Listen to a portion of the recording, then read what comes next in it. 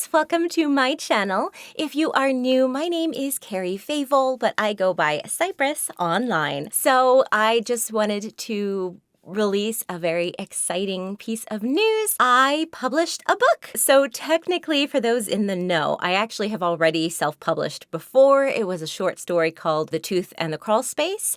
But this one is a little bit different because it is super long. It's actually a collection of fairy tales. It is called The Living Fairy Tale, 100 Stories from Around the World. And why is it called The Living Fairy Tale? Well, my last name, Favole, is Italian, favole. Favole. Which it means fairy tales or fables. That's where I think that's where we got the word fable from. I could be mistaken on that, but there definitely have history there. And so what I did was took the stories out of my podcast, Reading with Carrie, Stories to Fall Asleep To, and about 85 to 90 of those stories I compiled into this book. And then I found another 10 to 15 stories that I had not read on my podcast, but fit better because on my podcast I was a little bit more broad in the terms of what I considered a story, so to speak. So I did do a lot of just edutainment, about the winter solstice and Christmas and that kind of thing. I thought that really didn't fit the scope of what this book was. This book is very much specifically fairy tales, legends, myths, that sort of thing. So I did rewrite about 2 of the stories to keep in. I wanted to keep that Disney tagline, So I have like Pocahontas and Robin Hood. I did rewrite. I wrote something specifically for this. I also wrote the prologue, which I think is super fun. I will share that at the end of this so you can listen to. It's a very artistic, short autobiography, so to speak. And so it was a lot of fun. It was a lot of work. Anyone who writes a book will tell you it's a piece of them. It takes forever, right? Well, I didn't technically write these. I didn't even non-technically write these. I didn't. Most of them, again, as I said, there were a few in there that I did write, and I had one commissioned piece about Maui that, was entered in there. It did not exist prior to my podcast or this book. But for the most part, they're all public domain stories.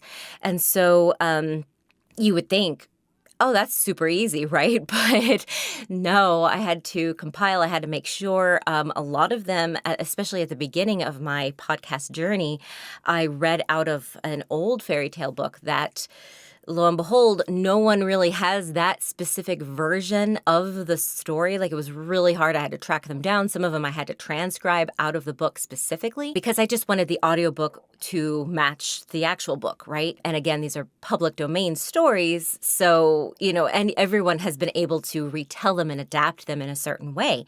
So this was my retelling. So it was really interesting to just kind of see the differences in a specific story and be like, oh, that is not what that said, that kind of thing. So I compiled them all, and then I also made the cover image and the picture for each story. So there are 100 pictures in there, not including the cover image. And with those, I used public domain sort of things. I use Canva. I'm a paid subscriber. So they offer some images that I am allowed to use. And so I would kind of put them, collage them, so to speak. And I made sure, with the exception of like 2 or 3, I used real images. A few of them I did just use a graphic because it was just like perfect. Like I think the Robin Hood's arrow in his picture is just a graphic because it was just easier to kind of use that. I used real images, and then I used a paid subscription to Be Funky, which is another editor, which has like different filters on it. So if you think of like Snapchat and that kind of stuff where you have filters, they have a filter on there. It's the digitized and then cartoonized or something like that. So I used that to make it a very stylized look, like it was painted or drawn, So I did not draw them myself, but these images were not done by AI, and they were not existing prior to me putting them together. A few of them I did use pictures as is, and then just kind of changed them. But for the most part, I did kind of collage, and I changed things up and tried to make them as unique as possible. Obviously, this book is not about the images. You just can't sell a fairy tale book without pictures, but it is more about the story. And I mean, truth be told, I wanted to release the audiobook because you can really sit there and be like, oh yeah, 100 stories, that's not hard. But actually sit there and read, the book itself is over 630 pages, which I also found out the hard way.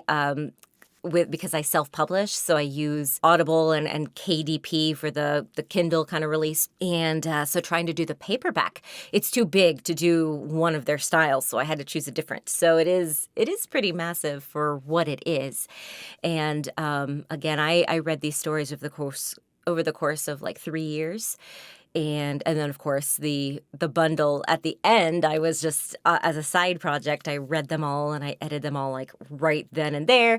And so that, of course, took time because I'm not my own paid customer. So the clients that do pay me get higher priority. So it was a little bit of a struggle. It took a few months to kind of get it all prepared, but I'm so excited. The digital version is already released. It's live, ready to go. The audiobook is still in the 10-day phase as of recording this. To go live, it was already approved in terms of all of their requirements, and now it just gets like listened by a real person. I don't know if they actually do that, but that's what they say, that there's a review process, takes about 10 days. So that technically is not yet up, but it should be up within a few days, and that will be available at the same link. So that's why I was like, I'm just going to go ahead and officially release the news because it'll come up, especially when this video posts. It should be up by now. There are, I've helped as a narrator. I've done other audiobooks through this, and I've helped the authors write, walk through it. Sometimes it's not as easy of a process as they'd like it to be, but you need to make sure that the quality or whatever is right. Sometimes they very specific, like it has to, like the image has to match the narration, like the title specifically, like it can't, like it listens to it. It's crazy. It really is. But it's a cool feature, especially because most of it is an automated process. So again, sometimes AI, it does help with things, the macro type of running an AI. But anyway, so I'm also working on getting the paperback. I'm not sure where that is on the process. It's on their end. I think it's official, but when I went to the link, it wasn't live yet. So I'm still working out the kinks on that. And because it's so big, I wanted to try to do the hardcover version more for myself. I don't expect anyone else to buy it, but I would love to buy a hard, covered book that I compiled. So I'm going to try to work on that. But right now, that is not attempted yet. I want to get these others out first. So I am super excited. If you would like to support me, it would mean so much to me if you did either purchase the digital copy, because again, there are some of these stories I did have to track down. So it's not like all of them are the ones that, everybody knows. That's just one part of this compiled book. There are a lot of other things in here that I don't know that I've never heard of it, and I'm pretty much in the, as much as one can be without actually like studying it for a career. I think I know a lot about fairy tales. So yeah, so I think it's worth your while. And also, of course, the audiobook would really just kind of help me to be like, yeah, people like my voice, it's calming. And again, these are all recorded over the course of actually 4 or 5 years now. And so it's cool also to see my progression of how I did do narration and how I grew. So it's just fun. So yes, link is below. I'm going to try to put a QR code, and because I've been seeing videos with those in there, and I'm like, we've come to that point, right? It's just we've extended the scope of technology. Now you could just scan that little guy over there. So I'm super excited. And yeah, and I feel like it's just a great achievement for me. And it also really kind of puts that stamp of the like, okay, that ends that chapter of my podcast, because it was always a struggle, I guess, because I love it. But it took some of my time, and it was in the same field of like my job of voice acting. And so, when you need to take a mental break from editing an audiobook for a client and then you immediately go over and do a podcast, like it was tiring, but I don't want to say it like that. Like it's not tiring in that like I didn't like it, but it was just mentally exhausting, like if you just think about like doing math homework for like 4 hours and then doing a Sudoku puzzle, like you just, can I do something in a different avenue? You know what I mean? And that's why I like YouTube videos, because it's related. It's still creative. It's still fun, but it's not what I, give my attention to during the day. So it's a nice little complimentary item. But I think that is it. I've rambled, but I just wanted to put that out there. This was something that I've wanted to do. I even thought about it when I was on my first season of the podcast. So to actually put this into fruition was really cool. There was another project I was going to do for the podcast that I don't know. Like if I always was like, if I open a Patreon, I'll put it on there. It was just like a daily virtue type of a thing where you can just kind of it walks you through a meditation, a mindfulness-based meditation every day of the week, and then you can just kind of go back to Monday, that kind of thing. But yeah, we'll see if that ever gets done. And then, of course, I do have some other stories that I would love to write or tell. I'd actually am thinking of trying to make a series on my channel. But again, it's finding the time, because you also need to have the energy behind it too. Otherwise, the passion won't flow out, But for now, I'm just going to celebrate the fact that I have another book, with my name on it. I love it.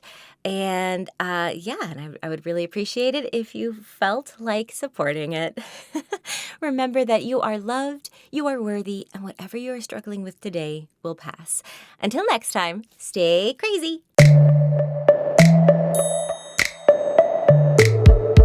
Once upon a time, there lived a family of fairy tales. Yes, you heard that right. Living, breathing fairy tales. There was a daddy fairy tale, a mommy fairy tale, and 3 daughter fairy tales. The daddy fairy tale was one of travel, filled with winding paths and the promise of great treasure should he solve the riddle. In the marsh where adlers grow, take courage, the free man. Though his tale be too long to share presently, rest assured he solved the test, and upon his mantle he rested a beautiful gouache who bore him 3 girls. This painting was none other than the mommy fairy tale, a watercolor romance. Her words flowed on the page like the oil of paints on a canvas. Delicate and ethereal, she swayed with each brushstroke of time until at last she caught the eye of a suitor none could rival. The oldest fairy tale daughter was a domestic eco-poem. She would wake up very early to bake pies and cakes for her family and spend all day out on the marsh waters telling her stories of nature and the earth. Upon sunset, she would return home to her little hollow, where she would discuss the days of her husband and children and discover new lessons to be learned.